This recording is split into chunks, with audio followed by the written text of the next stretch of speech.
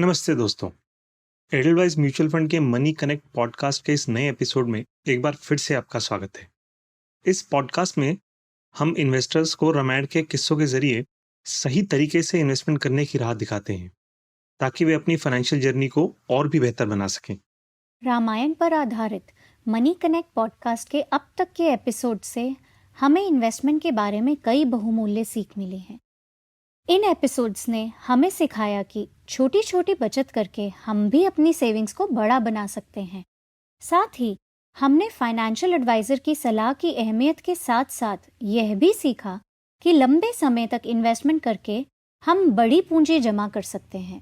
इसके अलावा हमने सीखा कि हर चमकती चीज सोना नहीं होती और यह जाना कि सही एसेट एलोकेशन स्ट्रैटेजी से हम एक मजबूत पोर्टफोलियो बना सकते हैं।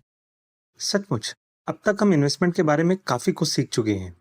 आप एडलवाइज म्यूचुअल फंड की वेबसाइट, स्पॉटिफाई, एप्पल पॉडकास्ट या गूगल पॉडकास्ट पर इन कहानियों का बार बार आनंद ले सकते हैं। आज की कहानी बड़ी दिलचस्प है क्योंकि इससे हम इन्वेस्टमेंट में ब्रह्मास्त्र के प्रयोग की बात करने वाले हैं। प्रमोद, तुम्हारी बातों ने तो मुझे हैरत में डाल दिया है। आखिर इन्वेस्टमेंट में ब्रह्मास्त्र के प्रयोग से तुम्हारा क्या मतलब है? तुमने सही कहा। दरअसल ब्रह्मास्त्र एक ऐसा हथियार है जिसकी मदद से आप कोई भी युद्ध जीत सकते हैं। प्रभु श्री राम जानते थे कि ज्ञान ही इंसान के जीवन का सबसे बड़ा हथियार है। क्या कहा तुमने? ज्ञान? अरे, मैं जानती हूँ कि प्रभु श्री राम ने ज्ञान को काफी अहमियत दी है, लेकिन तुम तो ज्ञान को ही ब्रह्मास्त्र बता रहे हो। क्या मैं इसकी वजह जान सकती हूँ? हम सब जानते हैं कि प्रभु श्री राम रावण के ज्ञान और उसकी बुद्धिमत्ता से बहुत ही प्रभावित थे। रावण पर अंतिम बाण चलाने के बाद प्रभु श्री राम ने लक्ष्मण जी को कहा कि रावण के पास जाकर इस संसार के बारे में थोड़ा ज्ञान हासिल करें। वे जानते थे कि रावण जैसे विद्वान ब्राह्मण को छोड़कर उन्हें यह ज्ञान और कोई नहीं दे सकता था। दरअसल वे चाहते थे कि रावण मरने से पहले लक्ष्मण जी को ज्ञान की बातें सिखाएं।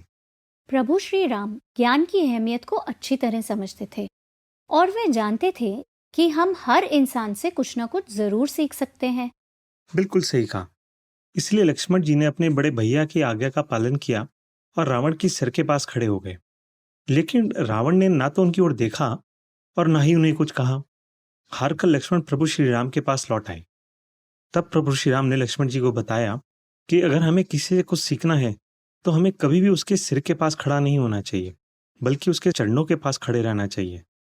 और समझदार लोग बताते हैं कि ज्ञान और पानी नीचे की ओर बहता है। जी हाँ, हमें ज्ञान के साथ साथ ज्ञान देने वाले व्यक्ति की हमेशा इज्जत करनी चाहिए। लक्ष्मण जी दोबारा रावण के पास गए, पर इस बार वह उनके चरणों के पास खड़े हो गए। लक्ष्मण जी को अपने पैरों के पास खड़ा देखकर रावण ने उन्हें कुछ ऐसी बातें बताई जिन्हें सीखकर कोई भी व्यक्ति अपनी जिंदगी में कामयाबी हासिल कर सकता है। सबसे पहले रावण ने लक्ष्मण जी को यह सिखाया कि इंसान को किसी भी शुभ काम को तुरंत पूरा करना चाहिए, जबकि अशुभ काम में कभी भी जल्दबाजी नहीं करनी चाहिए। यह सीख देते समय रावण ने कहा, शुभस्य शीघ्रम। ऐसी मान्यता है कि प्रभु श्री राम का दर्शन करने और उनकी सेवा करने से कोई भी व्यक्ति मोक्ष प्राप्त कर सकता है।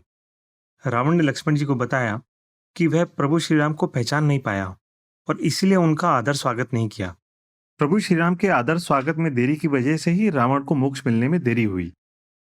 इसके बाद उन्होंने लक्ष्मण जी को सिखाया कि हमें अपने किसी भी दुश्मन को कम नहीं समझना चाहिए। रावण ने कहा कि उसने बंदरों और भालुओं की ताकत को कोई अहमियत नहीं दी, जो उसकी सबसे बड़ी भूल थी। उसने वानर सेना के हुनर को कम समझने की गलती की और इसीलिए उनके खिलाफ लड़ाई हार गए। इतना ही नहीं, भगवान ब्रह्मा से अमर होने का वरदान मांगते समय रावण ने कहा था कि मुझे बंदरों और इंसानों को छोड़कर कोई नहीं मार सके। शायद उसे लगता था कि बंदर और इंसान में उसे मारने की ताकत या हुनर नहीं है। उसकी यही गलती थी जिसकी वजह से उसकी यह दुर्दशा हुई। तीसरी बात रावण ने यह बताई कि हमें अपनी जिंदगी की निजी बातें किसी और को नहीं बतानी चाहिए। यहां भी रावण ने एक गलती की थी। दरअसल उसने विभीषण को यह बता दिया था कि उसकी मृत्यु कैसे हो सकती है।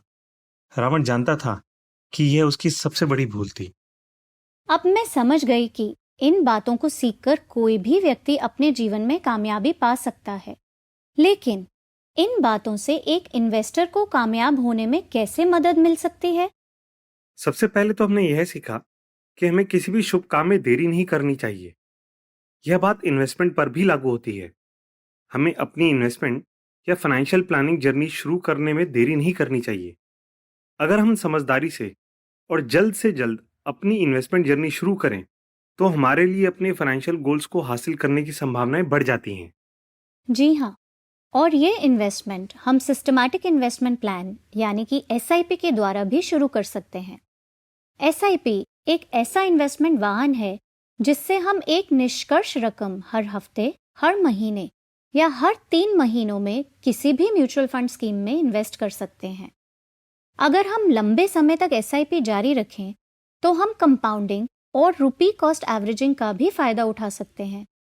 और सबसे बढ़िया बात तो यह है कि SIP बहुत छोटे रकम से शुरू हो सकती है, इसलिए हम जल्द से जल्द SIP के द्वारा अपनी इन्वेस्टमेंट जर्नी शुरू कर सकते हैं। इस तरह इन्वेस्टमेंट करके इन्वेस्टर्स अपने फाइनेंशियल गोल्स को पूरा करने की कोशिश कर सकते हैं।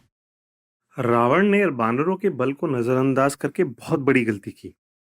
इक्विटी बाजार में उतार चढ़ाव होते रहते हैं। इसको हम मार्केट वोलेटिलिटी कहते हैं। हमें मार्केट वोलेटिलिटी को नजरअंदाज करने की गलती नहीं करनी चाहिए, बल्कि हमें ऐसे इन्वेस्ट करना चाहिए जिससे हम मार्केट वोलेटिलिटी का असर कम कर सकें। ठीक इसी तरह से इन्वेस्टर्स को कभी भी बाजार के उतार चढ़ाव को कम नहीं समझना चाहिए, क्योंकि यह उनकी भावनाओं और इन्वेस्टमेंट के बारे में फैसला लेने की क्षमता को प्रभावित कर सकता है। बाजार के उतार चढ़ाव को अहमियत नहीं देने या इसे नजरअंदाज करने के बजाय इन्वेस्टर्स को अपने इन्वेस्टमेंट पोर्टफोलियो पर इसके असर को कम करने की कोशिश करनी चाहिए। 2 तरीकों से ऐसा किया जा सकता है। पहला तरीका यह है कि इन्वेस्टर्स जल्दी इन्वेस्ट करना शुरू करें और लंबे समय तक इन्वेस्टमेंट जारी रखें।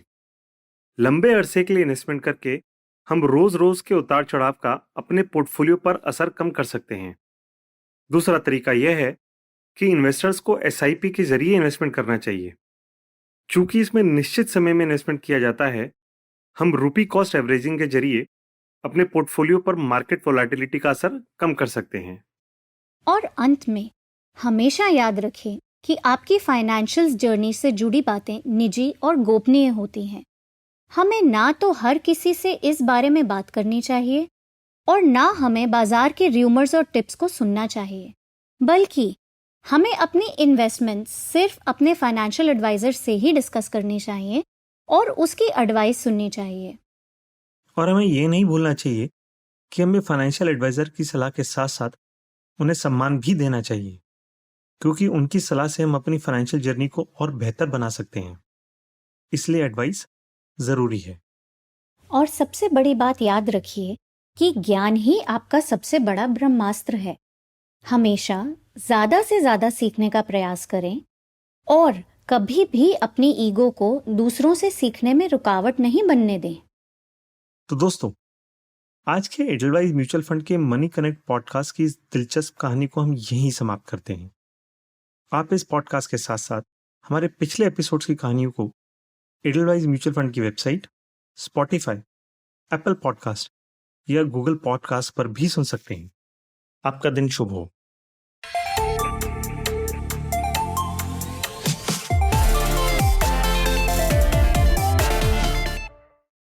यह पॉडकास्ट एक इन्वेस्टर एजुकेशन इनिशिएटिव है जिसके द्वारा हम आपकी इन्वेस्टमेंट की जानकारी बढ़ाना चाहते हैं।